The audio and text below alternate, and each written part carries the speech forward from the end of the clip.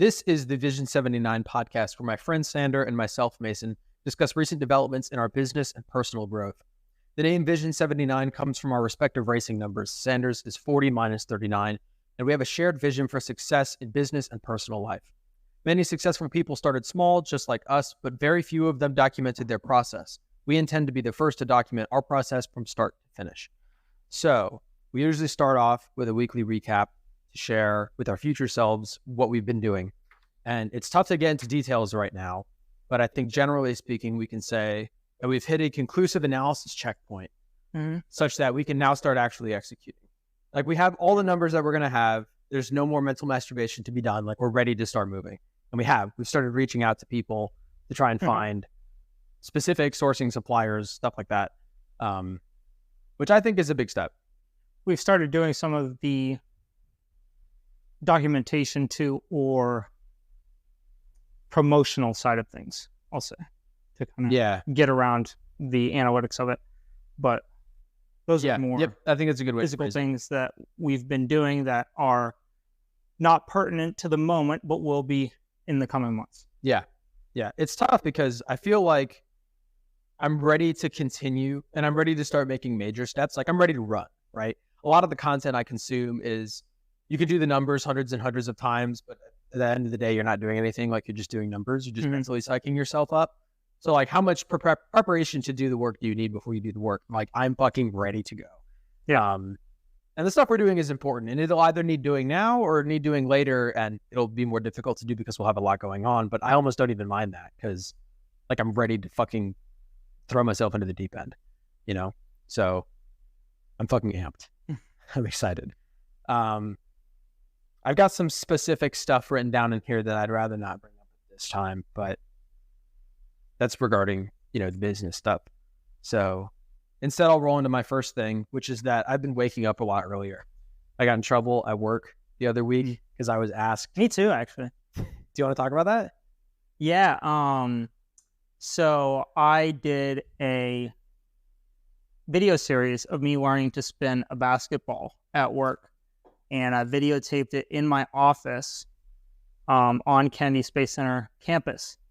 And because I was videotaping in a controlled environment per se, there was no classified material in the background, there was no controlled material in the background, but still the space itself is technically controlled because it's government property. Because of that, it was a security violation. So I am in a 1-week detention this coming week, where I get to sit at home and think about my actions and hopefully keep myself occupied with the various tasks I have going on. So that's a quick summary. Ladies and gentlemen, my best friend and business partner, fuck-ass Sander. Do you think you'll spend the time sitting and thinking about what you're done, or do you think you'll work, or do you not? For legal reasons, I'm required to say that I'll be spending my time thinking about my actions. I'm glad we're self-censoring now. I got in trouble just because I was showing up too late. My boss pulled me in and he was like, I have to write your quarterly report. And I was like, okay. And he was like, I've been asked by several people on your team to talk to you about coming in at like noon. And I really don't want to have to write this on your quarterly report. So if you could come in earlier, that'd be great. So I've been making an effort to come in like at a reasonable fucking hour, which I think 11:30, like 8 or 9, which I think is a fair ask. But my issue I found is that I hit my groove, I hit my grind at like 1 a.m. and I don't want to go to sleep. But if I'm up until 4 and I have to wake up at 7, that's not conducive to productivity. It's not going to happen. 3 hours of sleep is not enough. So I've been trying to get into a habit of going to bed at the same time and waking up at the same time. That's been 2 and 8 for 6 hours of sleep. And that's been doing me fucking wonders. The first 30 minutes being awake sucks ass. But I know, honestly, I don't even know anything. At this point, I've just fucking like conceded to just embracing the suck and like rolling out of bed and making myself do it. I've been doing a like 1 a.m. to 7 a.m. ish cycle, trying it this week with varying success. Some weeks or some days, you don't have to worry about it. It works well. Yeah. This week I have a bunch of stuff going on, so I'm going to try and keep it going. But I've been trying to leave the Kava bar around 11:30 midnight. Yeah. And then get home and get into bed, even though sometimes I can't fall asleep and stuff. It has proven to work a little bit better. I heard some Hormozy stuff this week. It was something along the lines of, you want to like I fucking can't remember what it was. It was something along the lines of you want to wake up with the sun or before the sun, and then you want to go to bed at like 8 or 9 when it gets dark, right? Because that's like the best sleep conditions or fucking whatever, because that's the way that humans are diurnal creatures and et cetera, right? Hormozy likes to wake up early because he likes to work first thing when he wakes up and then relax in the evening. And I've always been the polar opposite. And he phrased it in a way that was, this is the best working set of conditions for people. Some people vary slightly, but generally speaking, that's the way that most people do it. And I am like, Jesus, the polar opposite. And I have a theory. My theory is cavemen hunted during the day. Humans are diurnal, right? They hunted during the day, and the wives went and picked berries and shit, and they all came back at the cave at night and they went to sleep, right? And then like 1 or 2 of them had to stay awake to watch out for bears and tigers and predators to keep the others safe at night. And then they slept through the day, right? So they did their work at night. And I genuinely feel that my ancestors must have been the night watch, because I can't fucking do jack shit in the morning. It doesn't matter how much I'd slept the night before. Like, even if when rowing, I would show up looking like a corpse. I was a team leader, right? And I still like took so much energy to do it. And comparing my amount of energy levels at 8 a.m. with 8 hours of sleep versus 2 a.m. with 8 hours nights of sleep, like, I don't know, from 4 to 12 or whatever, right? I'm so much more productive and willing to work in the evenings. I think it's because my ancestors were the night watch.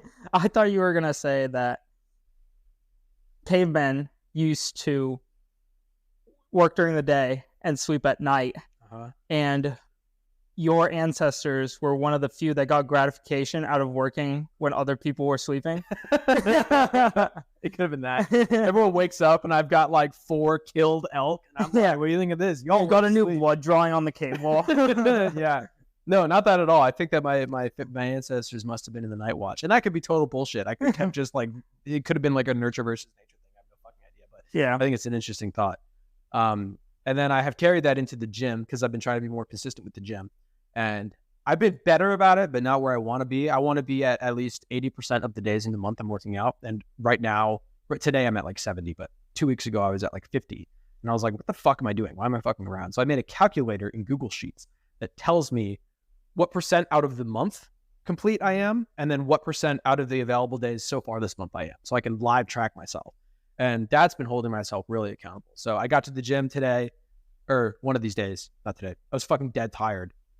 And I'd started my workout and I was doing my last set of squats. And like the week before I had done 6. And so I was like, okay, I'll aim for 6 again, but I'm fucking tired. So maybe I won't do it. And so I did the first one and I was like, I'll do 7 today. And I ended up doing 8 because I was like, when I got there in the moment, I was like, dude, fuck you. Like, you're here, just do it. And so I did 8 and then I did the rest of the entire workout. And then I wound up doing 1 extra exercise than I would anyways on that day. So I ended up doing so much more volume in the day where I felt least amount like doing it. And I reflected on, I think it was like episode 2 or 4, where I was like, man, I'm sick. And I used to be a fucking savage. And no, I'm not.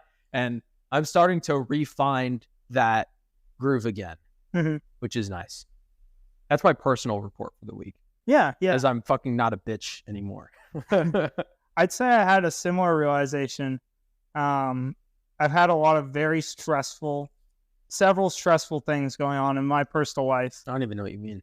Yeah, I mean, nothing's really and it's really easy to be like, I'll just take a mental health day today, or I'll take a break, or like, I'll go do this thing instead. And I realized that shit doesn't really help me, because not only am I stressed out about the stuff that I can't really control, but now I'm also stressed out about the stuff that I can control that I'm not doing because I'm taking a break. Yeah. And so it's like, I just go through it and I push through it. And, 80% of my day, I don't want to do it. I don't feel like doing it. I'm in a bad mood and I'm depressed really often. Well, the past 2 weeks, I'm in a shit mood all the time. And I just pull myself through and I'm like, you know what? There's bigger things at stake. Like, the business is more important to me. Working with Mason's more important to me. And like going through the shit and getting through it is more important than sitting and bitching about it. Yeah. And so I just get up and I do it. Like today, there was nothing in this world that made me want to go through the rest of the Hot Wheels today. Absolutely nothing. And I spent like 5-6 hours finishing that and categorizing it on Excel. Did you get it finished? Yeah, it's done. I sent the email with my price. Mm-hmm. How much do you think you're getting? Or how much have you? I asked 18. 1,800? Yeah. I thought you would have gone more for that. I thought it would have been a little bit more. I calculated it out to be not as much as I thought it would. That's partially due to the fact that you're not going right there, that bin I'm keeping. The big one? The big one right there. Got it. Yeah, so that bin I'm keeping, and that has a lot of the like really valuable like one-off stuff that I have in there. There's a bunch of valuable stuff, but it's kind of intermingled in a lot of like really basic stuff that you can buy anywhere. Right. So, I think I priced it competitively. I don't think I'm going to go lower than that for sure. Because where I tried to price it is I know about what he buys stuff for usually. Yeah. So I know what he's looking for. And then I just did like 20% above that. Right. Got it. So it's a reasonable offer. It's got a little bit more to it. You know? And honestly, I think he's getting a good deal at the end of the day. And I think that in terms of the amount I'll get back in terms of time by not having to single everything out is really valuable to me. Because I don't know of anyone else who can just buy in bulk like he can. Right. And then that other stuff over there, there are singular cars in that bin that I could sell for $200, $250. Do you think that over the next couple months, you'll find like 2 or 3 hours a week to catalog the rest of that bin so that if you ever do have to liquidate and sell them, like on a dime, like, oh, fuck, I need to make rent this week, you have it listed already so you can sell it? Yeah, that's a smart thought. Yeah. I hadn't considered that, but that's how I did my Lego, and it was nice because there's no pressure to sell right now, but that's good because if you're in the moment where you have to liquidate, you're like, fuck, I can't go through everything. I just have to get it online, and then you end up making 50% of what you should. Right. And if you have them all cataloged out, you already know, okay, I love this car and I like this car and this one's worth more anyway. So like I can get rid of the like one if I have to. You can make like a priority list so that way in the moment you're not as stressed. Yeah. That's fair. That's a good thought. I'll do that. Yeah. But I think what I'm asking is very fair for that. I'm really not going to take lower than that. Yeah. I think at that point, what I'll do is I know what is where because I have a catalog now. I'll go through and I'll pick out the stuff that I think is more valuable, like the premiums and the haulers, and I'll put those all separately. And then I'll just sell all of the other mainline stuff out. And that I don't mind getting rid of really cheap. My point of including the premiums and the haulers is to make the deal more enticing. Yeah. Right. But I can sell all the mainline stuff for really cheap and I won't sweat it at all. And then I will go through and individually sell out the rest of that stuff. I'll probably do like there's an event once a month up here that I can go to, and I know people will buy that stuff. Yeah, this is just an out for me to sell it easily. If he wants to do 16 or 15, I'm just gonna pass. Yeah, my price is very fair. Yeah, and and you have a week. It's 1,357 cars total. So you're like $1.10 a car. Yeah, it's $1.47, including a lot of premiums and mainlines. $1.47 a car. Okay. Sorry, it's that $1.47 is calculated based off of the sets. So it's not 1,357 cars because a set might have 5 cars in it. Got it. But when you're calculating the per average value, right? Because you pick up a packet of 5, it's not like you're selling each of them average $1.47. That's the thing. That's the unit. Yeah. About this set average and everything else average in their packaging is $1.47 a package. Got it. So that's $1,800 going in your pocket. Yeah. When we sell the BMW, we'll get another. You'll get like probably like 3. No, that's profit. I'm talking like just the money that goes back in your bank account, right? Yeah. It'll probably be like 5 or 6. Yeah. Well, plus a part reimbursement. I got to look at that because that's all added up to. I don't know what's that like because I bought all the parts so far. Yeah, but that'll come out of profit. Yeah. Right. So like in total, it'll be like, whatever, $2,000, $3,000 you put into it plus the profit plus the parts. Yeah. But the parts will be included in your profit, so it'll be like 6, right? This. Yeah. You know, plus the job I have outside doing that. Yeah. You know, so there's a few, and the good thing is that this is cash. That Centra outside is cash, and you know, hopefully there's some way that we could do, you know, cash or maybe check for the BMW would be nice. Yeah. Cash would be really cool because you know, it's just nicer to have. But we'll see. Yeah, but then you could put like 10K together, going into the quitting the job thing. Yeah, at least right. So for reference, we'll quit our jobs on 10K. Hormozy made a good point this week, which is there's no risk to entrepreneurship in the United States because the government has programs in place that mean that you don't go without shelter and you don't go without food. And those are really the only two things that you need at heart to do it. So even if you risk it all and go back to nothing, you still have food and shelter and you can build yourself back up from there. Yeah. And I thought that was interesting. That is a cool thought. Yeah. Yeah. What do you actually have planned for the podcast today? Oh, I could go on. Dude, Grace and I had this discussion last night and it was such a fucking thought-provoking thing. So I could like ramble for 45 minutes, but let's do what we have written down first. My first thought of this podcast is regarding the failed partnerships podcast I sent to you earlier today. Did you have a chance to hear it? I actually listened to it a couple days ago in the gym. Okay. When it came out. Yeah. But anyways, a good podcast, right? Yeah. Yeah. Interesting. Basically, one of the key points was that if you're going into business with someone, you really want to focus on each person you're including having a different strength. Someone has to bring something to the table that the other doesn't have. And that's what really makes a strong partnership, because if everyone is stepping on each other's toes all the time and everyone has the same skills, then you're all deficient in the other skills that you need to build that business. I thought that was a really interesting point that I thought about but never really connected together. And I want to ask you, what do you think you bring to the table that I don't have? And what do you think I bring to the table that you don't have? And how do we meld our partnership together to be as successful as we are? Because I would say we are very successful in how we work, you know, between the launch of Kahuna Cravings, between our other business pursuits that we've gone after, between how we go about tackling issues. But what differences do we have that help us tackle a given situation when there's multiple different things that need to be tackled about it? Yeah. I'll start by saying, I think you actually have considered this before.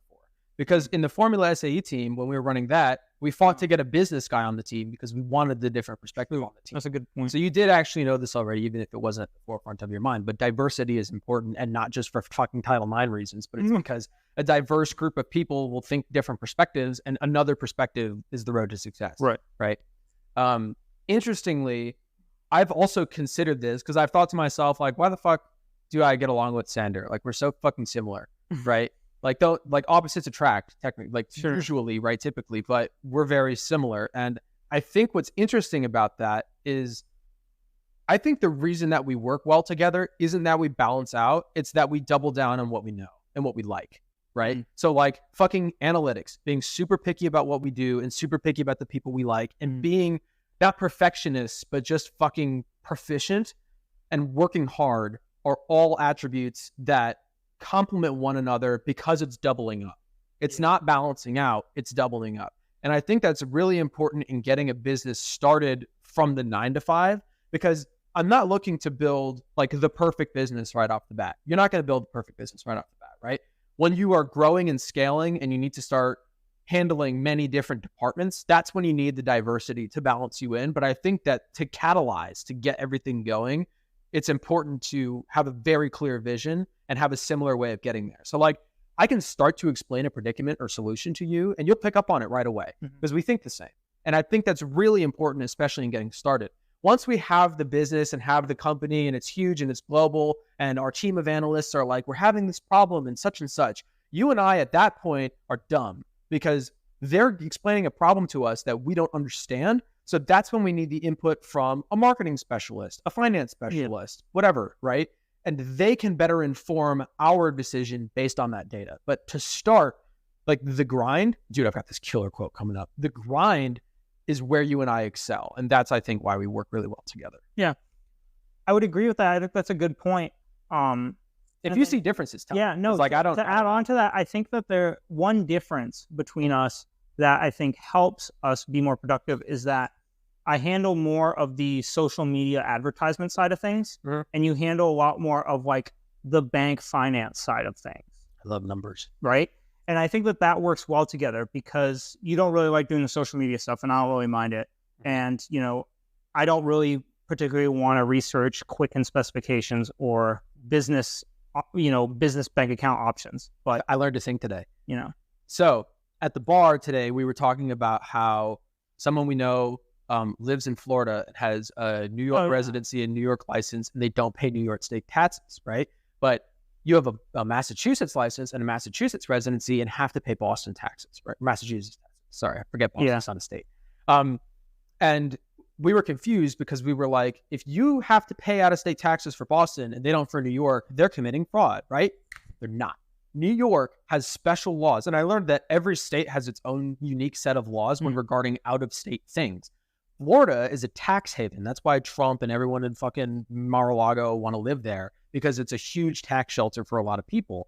And one of the provisions that New York has with Florida is if you live here, you can file for a non-refundable tax receipt. And essentially that tells New York, hey, technically my residency is out there, but I live and work in Florida and I'm not paying your taxes. And New York concedes to that, but Massachusetts doesn't. So that's why I had to pay the mass tax. Yes. I also learned that the reason this person was keeping their New York residency is because they thought if they swapped it over from New York, they would fall off their mom's health insurance. But I learned that health insurance is nationwide. It doesn't matter what state you live in. It doesn't have to be the same. It's car insurance that it does, because you can't own a car in a different state and insure it in this state. Right? So Grace legally. But someone I know who lives in New York, or they live in Florida. Someone I know very well who used to live in Massachusetts. Well, no, did that for a while. Here's the thing.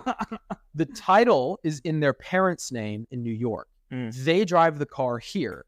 The insurance is in New York, and they're insured to cover it. They're insured to drive it in Florida. That's legal. If the title is transferred from New York to Florida, right, but they still have a New York license and registration, that can't be done. You have to switch it.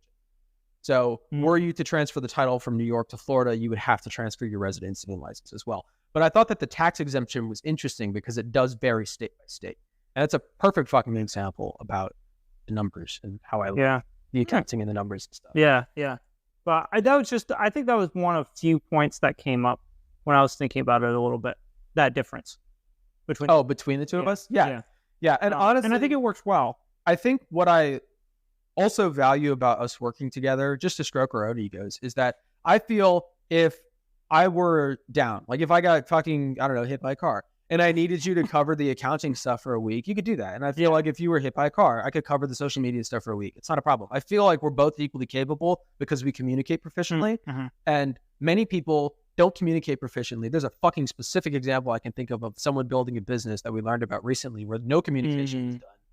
Money wasn't spent correctly, tracking wasn't done correctly. And like, dude, we run a tight ship. Right. And I think that's only going to scale with us. Yeah. I would agree with that.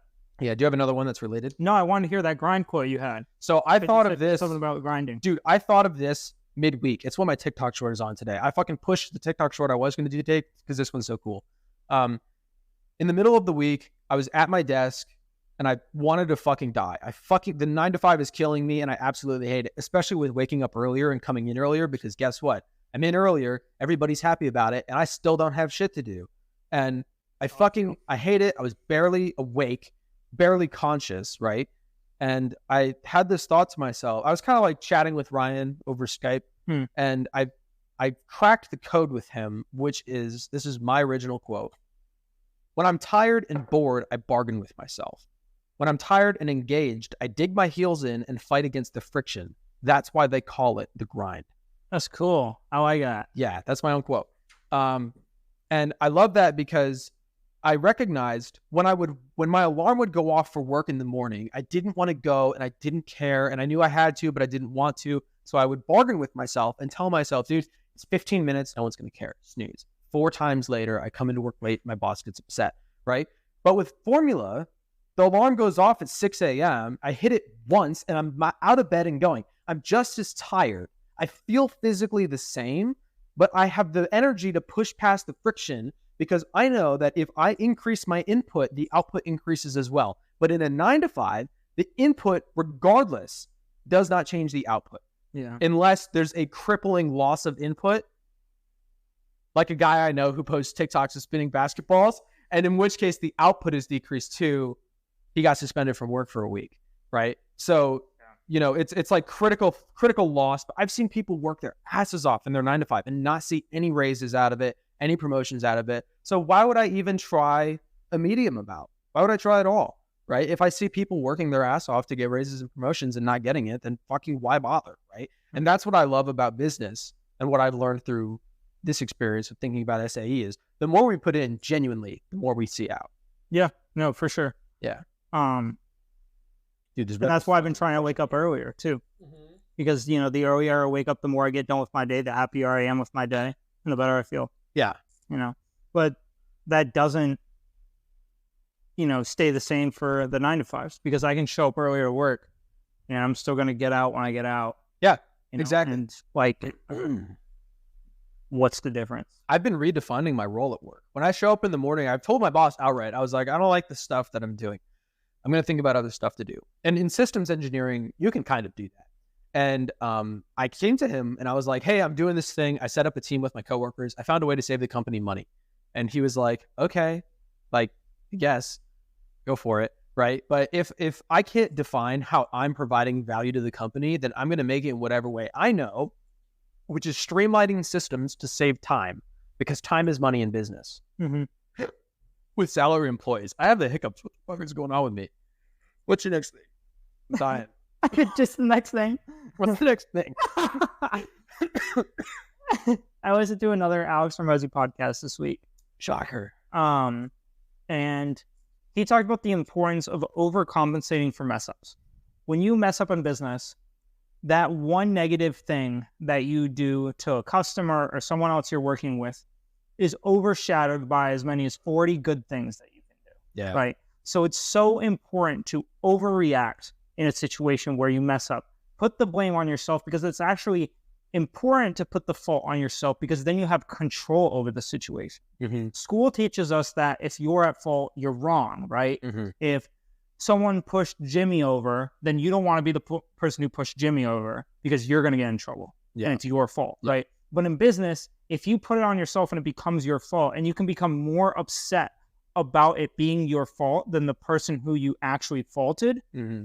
then you have the power in that situation and you have the power to make it right, which is a way better position to be in. And I thought that was super interesting.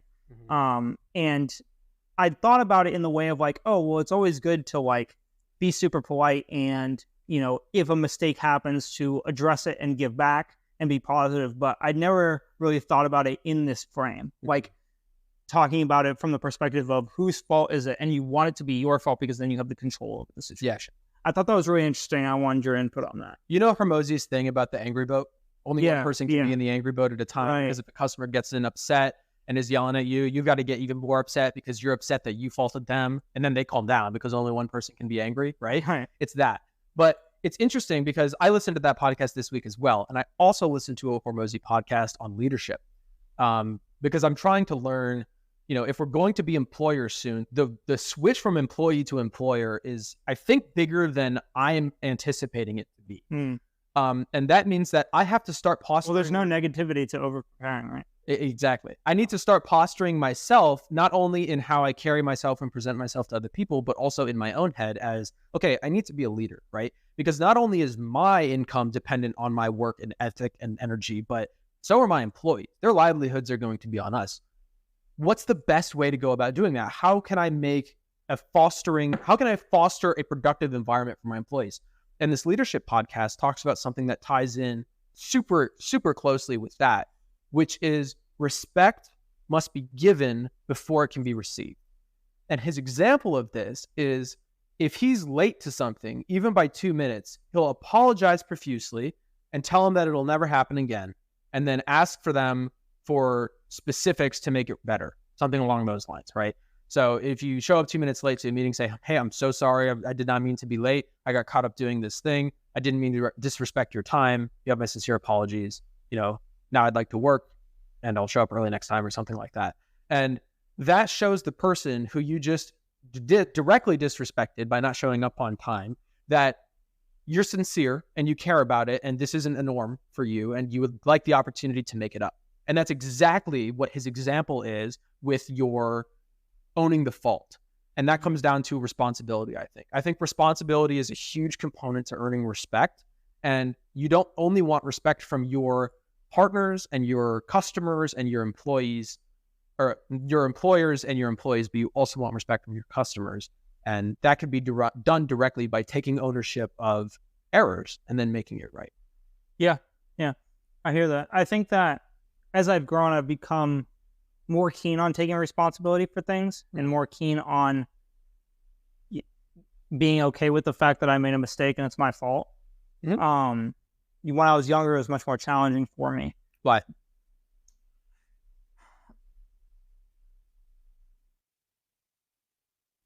I think that the household I grew up in really valued not making a mistake and not screwing up.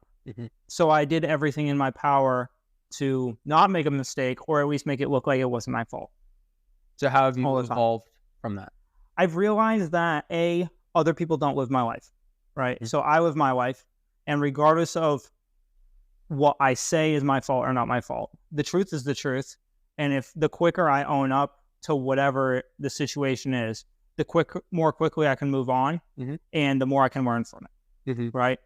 And then the second thing is that I think I really don't care about, well, I do care about particular people's opinion, but people I used to really, really care about their opinion, I've slowly grown to care about it less, incrementally, and there's still aspects that I try to take into account when I'm talking with family and stuff like that, or maybe there's some stuff I don't share because of that sort of thing.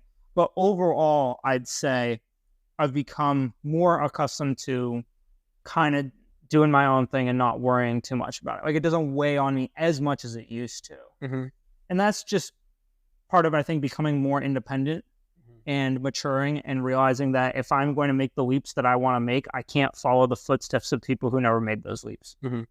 So my dad had this saying that he told me when I was struggling with Algebra 1 in high school or middle school, I can't remember. I had decided to dedicate myself to learning math because I was failing this class, and my dad was really upset. My mom was really upset, making mistakes aren't allowed, right? And we sat down and he was teaching me how to do problems, and I was fucking, like, every single time I would make a new mistake. And I was like, God fucking damn it. Like, why can't I do any of these problems? And he said, calm down. It's okay to make mistakes. It's the only way we learn. What's not okay is making the same mistake multiple times. And so far, you're 5 problems into the sheet. You made a different mistake every time. You haven't gotten any of them right, but you've learned from every single one of them because you're not replicating mistakes. You're doing good. And as soon as he said that, I took that into literally everything I did for the rest of my life. Every mistake that I make, I have no issue with it if it's the first time that I've made it. If I should know better, if I've made the mistake before, if I've already learned the lesson, that's when I kick myself and go, hey man, fucking pay attention. What are you doing? Right? But I think if it's the first time that it's happening, if it's the genesis of that mistake, it happens. You didn't make it to the moon the first time. Yeah, right? True. Cool. What do you have next? Oh, fucking hell. What's a good one? That I like? Opportunities only look like opportunities in the rearview mirror. Today, they look like risk. And then shortly following that, that's a Williamson quote, Chris Williamson. Shortly after that, another quote by Hormozi that connects to it. People want you to lose because it helps them justify the risks they chose not to take. That's a Hormozi quote. So I love that perspective because everything is unknown right now. And to some people that's scary, and to some people that's exciting. But the past is known, and nobody's scared of the past. Like, are you scared of anything that's happened to you already? No.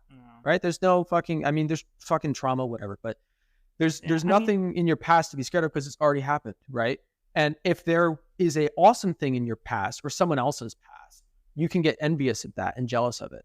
And if there's something terrible in someone's past, who cares? It doesn't matter. It's in the past, right?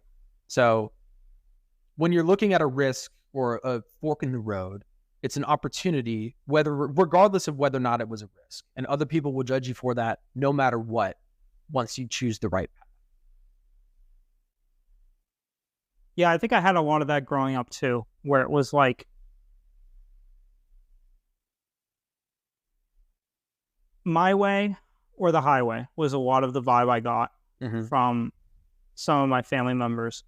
And that was really challenging to work with, because it felt like if I wasn't doing what they said or going in a direction that they thought was right, then I was doing the wrong thing and I was going to fail. And it simultaneously felt like they almost wanted me to fail to prove their point. Were you a why kid? Sometimes. I was with academics. Yeah. Like I like to ask why for like science things and math things. And I thought about why a lot in regards to emotional things, but I never asked other people why. Like if someone had a reaction to a situation, like let's say middle school, fight on the playground, right? And someone says something and the other person says something back, and then the first kid cries or whatever. Like I'll think about, okay, like why did that kid cry? What did he say? Is there more to it? Like is that offensive to him in a particular way or whatever? Like I'd think about a lot of different questions in regards to that situation, but I'd never come up to one of those people and be like, hey man, like why are you crying? You know what I mean? Like I'd never do that. So right. I think internally I have reflected a lot, but I didn't really ask questions. And I think that's in part because a lot of my upbringing, when stuff didn't make sense, the answer to it was because. That's like fucking retarded. Yeah, and it was retarded. And it totally is. But it was like, if I asked the question of like, why can't I wasn't allowed to have sleepovers at friend's house when I was younger. And I would ask why, and the answer would be, well, because the answer to that was, well, why don't you want to sleep at your home? It wasn't because of X. It was because, well, why don't you want to sleep at your home? It didn't answer my question. It just made me feel guilty about wanting to stay at a friend's house. That's manipulation. Right, exactly. And I actually still don't have an answer to that question. Besides the fact that I think, my parents just felt like he should want to be at home all the time. And why would he ever want to go anywhere else? I mean, I can think instead of answering the question, then, just make him feel guilty about it. I can think of 15 different reasons why a parent wouldn't want their kid to have a sleepover at another kid's house. Yeah. Right? Well-meaning reasons. But for them to not explain those reasons to you doesn't make any sense to me. Yeah. And it was odd because this actually particular situation was with a friend I'd known since I was 4 years old. And at the time, I was 10, I think. And his parents knew my parents very well and lived across the street from each other. Yeah. And it was like, really, like, why not? Like, why not? Dude, I'd never ask those questions, but my brother would he's such a mouthy little fuck. We grew up, my mom would drive us to school, and every morning they would argue in the car, and I would put my earbuds in and fucking ignore it. And for years, I was like, he's just a mouthy shit, and my mom is dumb, and they argue all the time. And when I got to high school, I started to pay attention to it, and then I started to drive him to school because I had the Firebird, and I was like, he doesn't mouth off to me. So I started paying attention as to why they argue. I asked why once, and I realized that every single thing that came out of my mom's mouth, my brother would try and figure out why. And she didn't have a response to many of them, or some of them she had a response to that he just disagreed with because he's a stubborn person. Fine, right. You can disagree with it. But it taught me that when something smells or when something I don't want to do comes up, I'll ask why. And if they don't have a reason, then I'll do it. And if they have a reason and I disagree with it, I'll do it. And if they have a reason and it makes sense, I'm in line. Yeah. Yeah. Makes sense. Does that wrap this one up? Yeah, I think this was a really good conversation. I enjoyed it. I got through 2 out of the 3 things I had.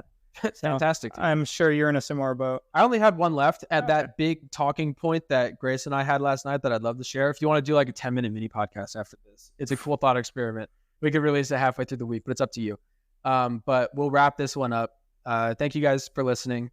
Thank you, Future Mason and Future Sander, for coming back and spending time with us.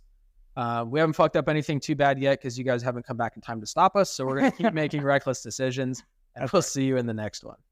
Be well and stay safe.